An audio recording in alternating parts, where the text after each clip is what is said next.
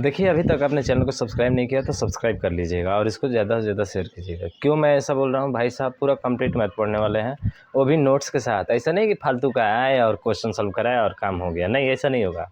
पूरा नोट्स आपको बनवाना है, ठीक है। अच्छे तरीके से आप बनाइएगा, हर एक क्वेश्चन का जो है सोल्यूशन मैं आपको दूंगा। नहीं समझ में आता है आप मुझे ज़रूर कमेंट में बताइएगा, सर ये क्वेश्चन समझ में नहीं आया, फिर उसका अलग तरीके से क्वेश्चन को सॉल्व करके जो है मैं आपको बताऊँगा, ठीक है।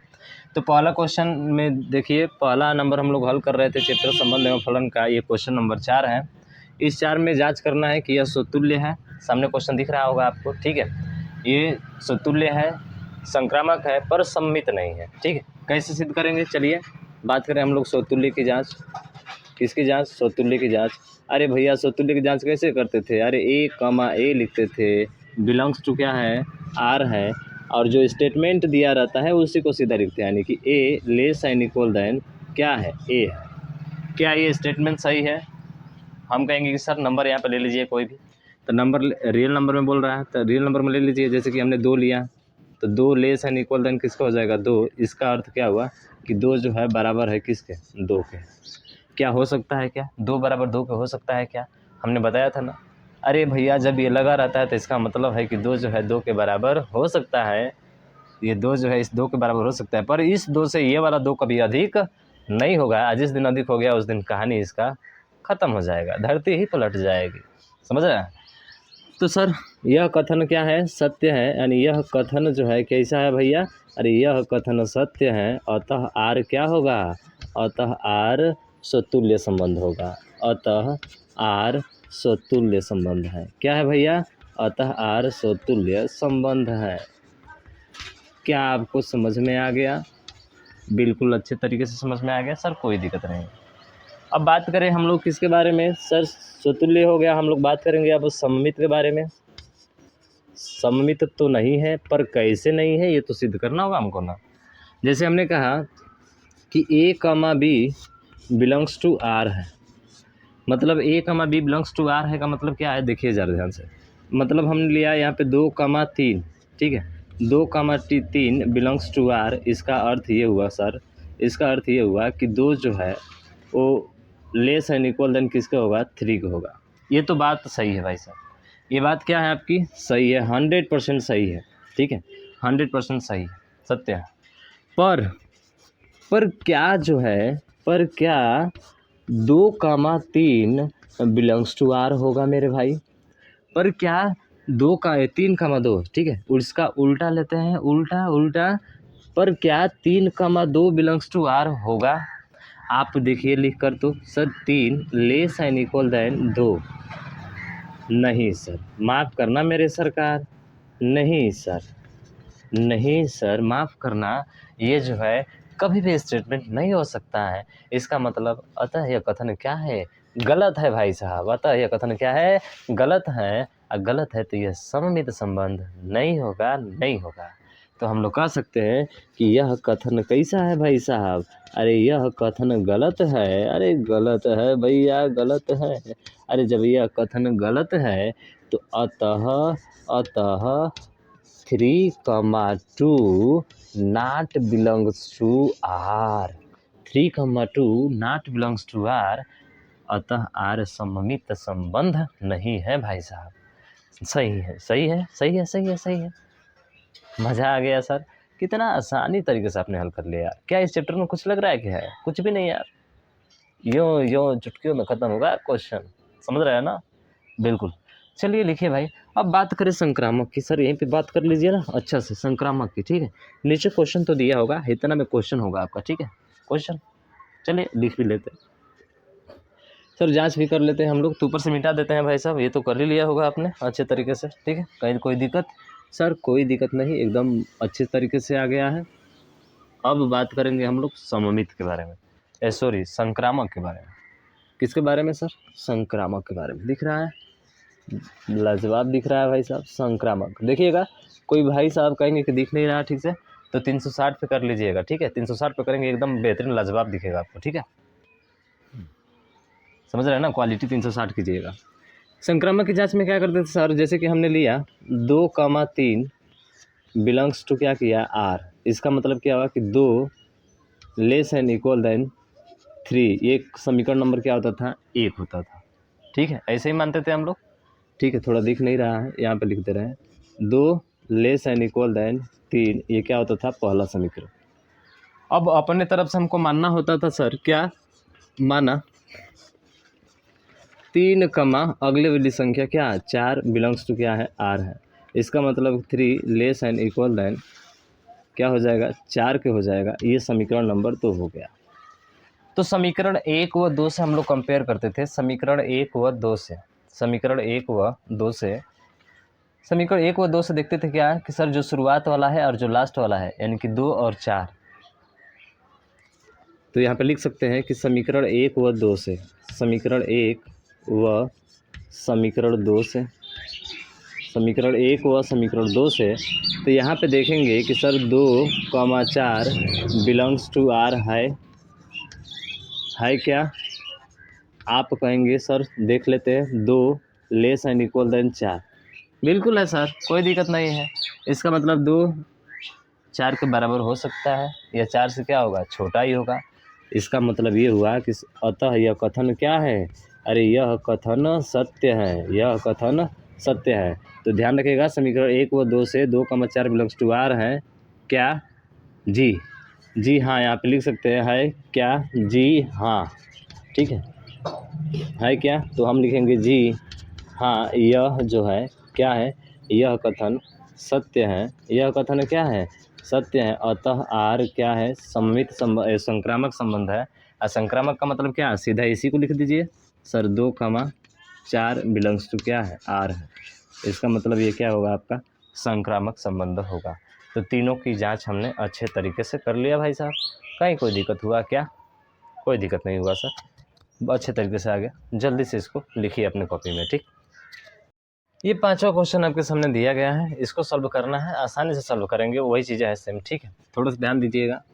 अगर बात करें हम लोग इसके स्वतुल्य के बारे में, तो क्या ये स्वतुल्य है कि नहीं, इसकी जांच करते हैं। कैसे करते थे सर, ए बिलोंग्स टू क्या लिखते थे, आर।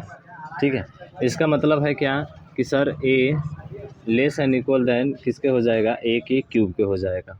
ये लिखते थे हम लोग, बिल्कुल ये लिखते थे। तो यहाँ पे अगर ए बराबर अगर 2 ले लेते हैं आप, तो 2 लेंगे तो ये 2 का पावर कितना हो जाएगा, 3, और 2 का पावर 3 का मतलब 2 का 3 बार गुणा 8 हो जाएगा। तो ये तो स्टेटमेंट सही है, पर रियल नंबर है सर, तो रियल नंबर बटे में भी आ सकता है। अगर हम 1/2 ले लेते हैं, तो 1/2 लेने की वजह से ये क्या हो जाएगा, आप कहेंगे सर 1/2 और ये 1 बटा कितना हो जाएगा, 8। अब इस पर जो है, ठीक है, यानी कि 2 कामा ये 2 पर 2,2 पर ये तो आपका आर संबंध हो रहा था, पर 1/2 कमा 1/2 पे ये सर नॉट इक्वल टू क्या है, आर है, मतलब नॉट बिलोंग्स टू आर है। अतः यह स्वतुल्य संबंध नहीं है। तो हम लोग कह सकते हैं कि आर जो है स्वतुल्य संबंध नहीं होगा।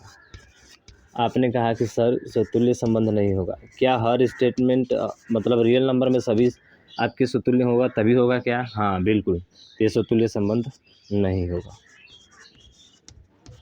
समझ गए क्या, अरे समझ गए क्या, बिल्कुल सर, हर तरीके से आपको देखना है, इसको फाइंड ऐसा करना है कि ये जो है आपका स्वतुल्य ना हो, समझ रहे हैं ना। तो हमने जैसे ही इसका बटा लिया तो ये नहीं रहा भाई साहब।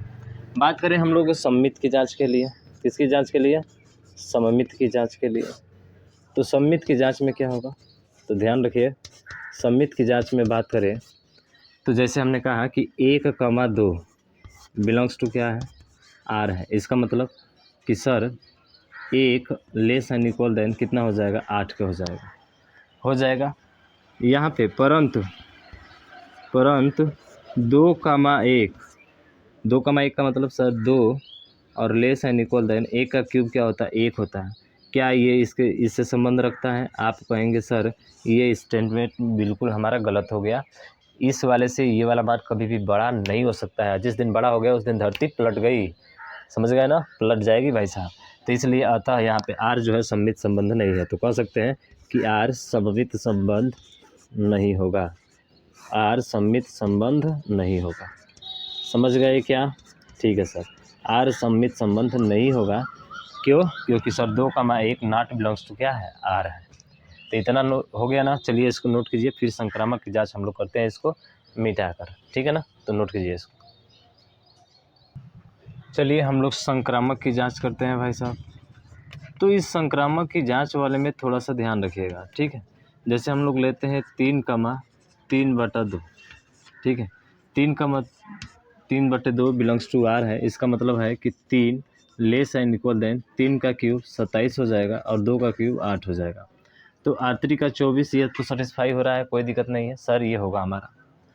फिर से हम लोग क्या लेते थे, हम लोग मानते थे कि माना 3/2 कॉमा कितना था सर, 3/2 कॉमा अब हमको मानना पड़ेगा, कुछ ऐसा नंबर मानना पड़ेगा जिससे जो है इसमें इसका गुणा करें, मतलब इसका और इसका गुणा होना, तो ये वाला बड़ा हो जाए और ये वाला क्या हो जाए, छोटा हो जाए।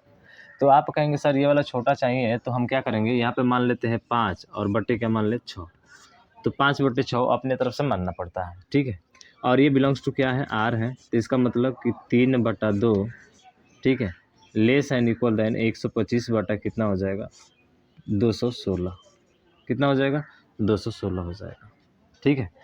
ऐसे भी देख लीजिए 125/216 है और ये है, तो इसका इसमें गुणा कर दीजिए, इसका इसमें गुणा कर दीजिए, तो 125 दूना कितना होता है, 125 दूना आप कहेंगे सर जो है 125 दूना अगर देखा जाए तो कितना हो जाएगा, 200 और 250 होगा, ठीक है। कितना होगा आपका, 250 हो जाएगा, 250 हो जाएगा, ज़्यादा हो जाएगा तो ऊपर वाले को 6 मान लीजिए, ठीक है। ये बड़ा नहीं होना चाहिए, सेम बराबर होना चाहिए, तो ऊपर वाले को 6, नीचे वाले को क्या मान लेते हैं 5।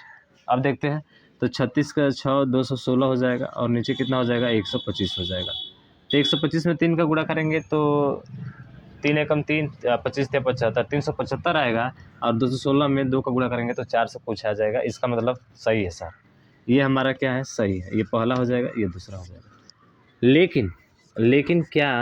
लेकिन क्या कर सकते हैं सर, लेकिन क्या 3,6/5 बिलोंग्स टू आपका आर होगा, आप चेक कर लीजिए।